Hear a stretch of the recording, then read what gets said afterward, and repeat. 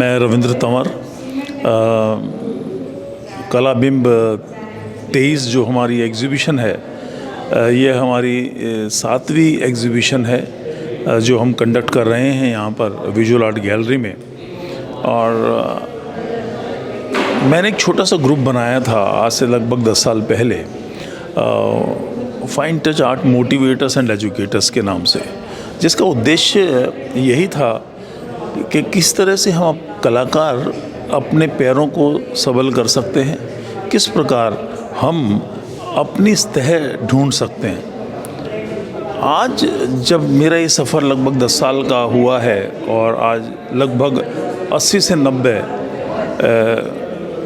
National level, international level के जो कलाकार हैं वो इस ग्रुप के साथ जुड़े हुए हैं, और हम साल दर साल जो इस तरह की प्रदर्शनी यहाँ आयोजित कर रहे हैं, उसकी सफलता का श्रेय मैं कभी भी अपने आप को नहीं दे सकता।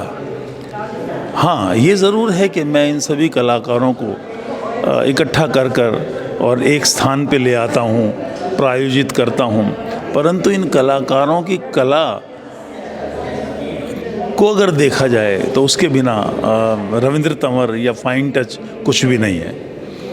जहाँ तक इस साल की एग्ज़िबिशन का सवाल है, तो मैं ये कहना चाहूँगा कि इस साल हमारे यहाँ 24 कलाकारों ने इस प्रदर्शनी में भाग लिया है, और जैसा कि व्यूअर्स कह रहे हैं, आज लगभग तीसरा दिन है और हमारे काफ़ी काम इस एग्ज़िबिशन से सेल भी हुए हैं, जो कि आज के व्यावसायिक युग में एक किसी भी आयोजन की सफलता का ये कह सकते हैं कि एक परिमाण या परिणाम बता सकते हैं। मेरी नज़र में काम का सेल होना ही किसी भी प्रदर्शनी का एकमात्र उद्देश्य नहीं होना चाहिए। मैं ये समझता हूँ कि कलाकार को अपनी कला लोगों तक पहुँचाना ये ज़्यादा महत्वपूर्ण होना चाहिए। कला का बिकना या ना बिकना ये किसी भी कलाकार की सफलता या असफलता का सूचक नहीं है। मेरी इस प्रदर्शनी के अंदर पहले दिन जितने लोग यहाँ पहुँचे वो ये जताते हैं कि हमने जो सफ़र 10 साल का तय किया है उसमें हमने क्या पाया है, क्या खोया है।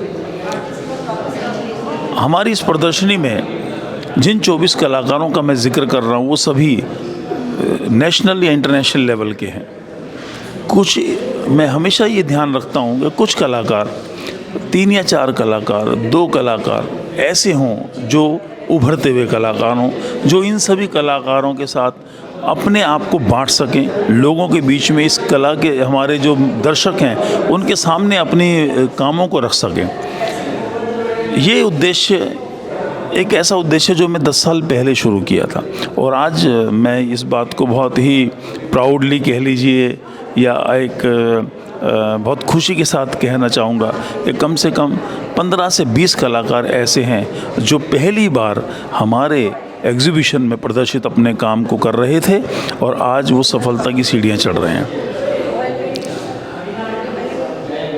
लगभग 2 दिन का समय और है इस प्रदर्शनी में, और मैं ये कहना चाहूँगा कि आप लोग सब आइए और इस प्रदर्शनी का लुत्फ़ लीजिए।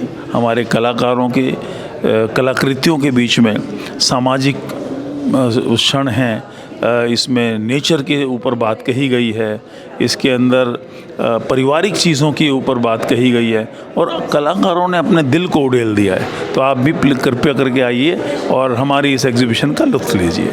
Thank you.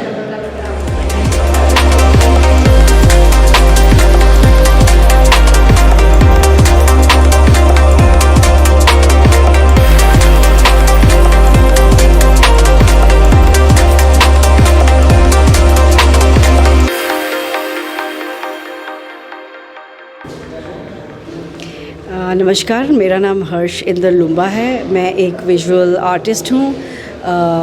मुझे तकरीबन 35 से 40 साल हो चुके हैं इस प्रोफेशन में प्रोफेशनली। अदरवाइज़ एक्सपीरियंस तो बहुत लंबा है। 2 साल की उम्र से मैं ये पेंटिंग का काम ही कर रही हूँ और उसके आगे फिर पढ़ाई की है मैंने। मास्टर्स अपनी एक बहुत प्रेस्टिजियस एकेडमी है रशिया में, मैंने वहाँ से की है, सुरिकोफ और मॉस्को से। और मेरी स्पेशलाइजेशन ऑयल्स रही है, पर अभी रिसेंटली मैं एक्रेलिक मीडियम पे शिफ्ट हो गई हूँ बिकॉज ऑफ टेक्निकल रीजंस, क्योंकि एक्रेलिक बहुत जल्दी ड्राई हो जाता है। और मैं एक सीनियर फेलो भी हूँ मिनिस्ट्री ऑफ कल्चर से। मैंने एक आर्ट के ऊपर किताब भी लिखी है। सो अभी फ़िलहाल मेरा काम एक सर्कल्स और स्पाइरल्स को ढूंढने में लगा हुआ है। ये सब मेरा काम जो है आप देख रहे हैं, ये एक सीरीज़ नहीं है। पिछले 5-6 साल से मैं इसी थीम पे काम कर रही हूँ। I am trying to capture sound vibrations through my art.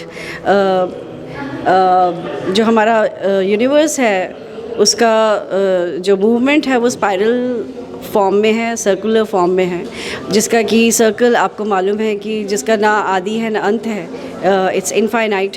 सो उस फॉर्म को मैं साउंड की हेल्प से दिखाने की कोशिश करती हूँ। मेरे आर्ट वर्क्स को अगर आप पास से भी देखेंगे या दूर से भी देखेंगे तो आपको मूवमेंट दिखेगी और बहुत ही सर्कुलर फॉर्म्स दिखेंगी।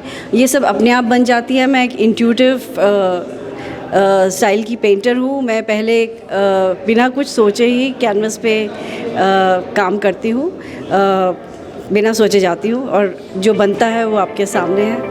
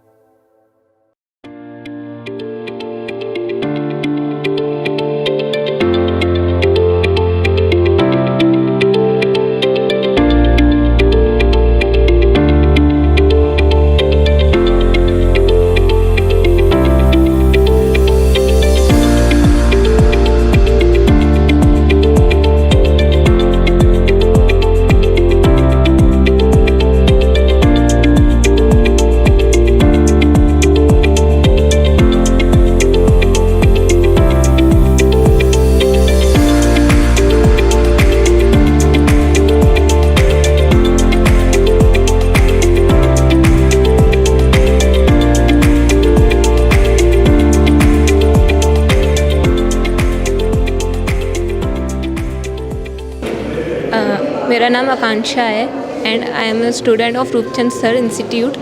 एंड मैं यहाँ पे सर की एंड उनके फ्रेंड्स की पेंटिंग्स देखने आई थी। एंड वन बाय वन मैंने पेंटिंग्स यहाँ पे सबकी देखी एंड यहाँ पे काफ़ी ज़्यादा मतलब मेरे को सीखने को मिला है। एंड हर पेंटर्स ने एंड उन्होंने अपनी थीम चूज़ करी है एंड उनसे रिलेटेड हमें समझाने की कोशिश करी है। किसी सर ने नेचर से रिलेटेड कनेक्ट करने की कोशिश करी है, किसी ने टेम्पल से रिलेटेड कोशिश करी है तो हमें कंसेप्ट बताने की।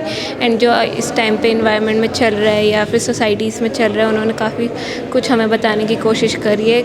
नॉट इवन हमें मतलब सिर्फ सीखने को मिल रहा है एंड हमें मतलब आगे की मतलब जो आगे वाला फ्यूचर है हमें जो होने वाला है उसके थ्रू भी हमें इलेबोरेट करा है कि अगर हम अभी नहीं सीखेंगे तो कब सीखेंगे।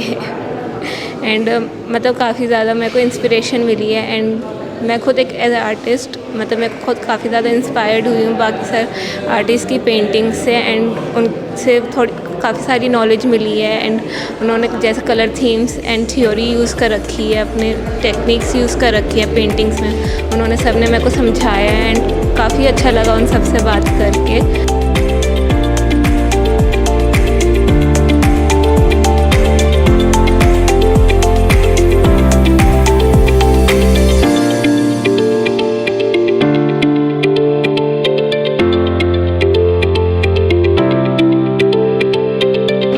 Hi, I am Shubhro Basu, an artist based from Noida. I'm an oil painting artist and I make abstract realism oil paintings.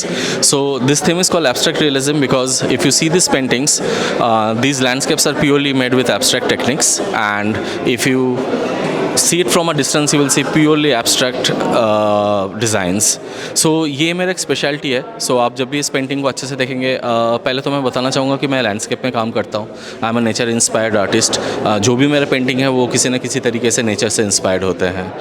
Urban life पे भी मैं बहुत ज़्यादा काम करता हूँ. और जैसे मैंने बताया कि मेरे टेक्निक्स एब्स्ट्रैक्ट रियलिज्म होता है. So it's a semi abstract techniques. जितने भी आप इसमें टेक्निक्स देखोगे लेयरिंग के ऊपर है. So this are made with knife techniques, impasto techniques है. बहुत सारे टेक्सचर्स क्रिएट किए गया है इसके अंदर, लेयर्स है. और वही मैं बताया कि जितना आप इसको दूर से देखोगे आपको उतना क्लैरिटी दिखेगा, जितना आप पास आके देखोगे आपको इसमें लेयर्स पे लेयर्स दिखेगा. सो ये एक मेरा थीम था, कास्ट एश्योर. सो इसका inspired by some childhood stories of different ships and pirate ships. तो बचपन में इस तरीके के स्टोरी सुनने में बहुत अच्छा लगता था, मूवीज़ अच्छा लगता था कि डिफरेंट शिप्स होते थे. प्लस मैं जहाँ पे पला बड़ा हुआ हूँ वहाँ पे भी हमारे शोर्स थे, तो कई शिप्स खड़े होते थे छोटे मोटे. कभी कभार कुछ शिप्स होते थे जो पानी में बह के थोड़ा दूर पे जाके अटक जाते थे, और बड़ा क्यूरियोसिटी होता था कि देखने के लिए उसके अंदर क्या होता था.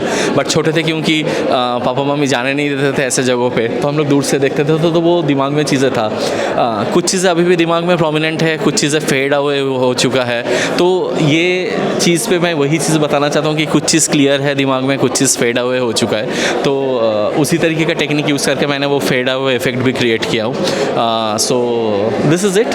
सो this is oil painting. As I said, colours मैं थोड़ा सा वाइब्रेंट रखने की कोशिश करता हूँ, और कभी कभार मैं अर्दी टोनल्स पे भी काम करता हूँ. जैसे ये एक पेंटिंग है, इसमें मैंने गोल्डन बेस लिया. ये पेंटिंग जस्ट मैं हाल ही में ही कंप्लीट किया.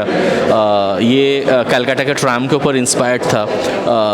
अभी आप देखोगे कि पूरे वर्ल्ड में ट्रैम हर जगह पे है, बट इंडिया में ऑलमोस्ट एक्सटिंक्ट होते आ रहा है, और कलकत्ता में भी ऑलमोस्ट एक्सटिंक्ट होते आ रहे हैं, एक्सेप्ट कुछ एक दो रूट पे जहाँ पे सही से ट्रैम चल रही है. तो ये एक लुक दिया था कि जहाँ पे ख़राब हो चुका एक ट्रैम पड़ा हुआ है, सामने से आज भी उसका उतना इंपॉर्टेंस है, और बाकी सब कुछ बिल्कुल ख़त्म हो चुका है, एकदम खाली पड़ा हुआ है, सुनसान पड़ा हुआ है. So this is it, and I hope you like the painting. और इसी थीम में से एक पेंटिंग मेरा फर्स्ट डे पे सेल हो चुका है. सो होप सो कि the other 2 days bring some fruitful result. Thank you. Thanks.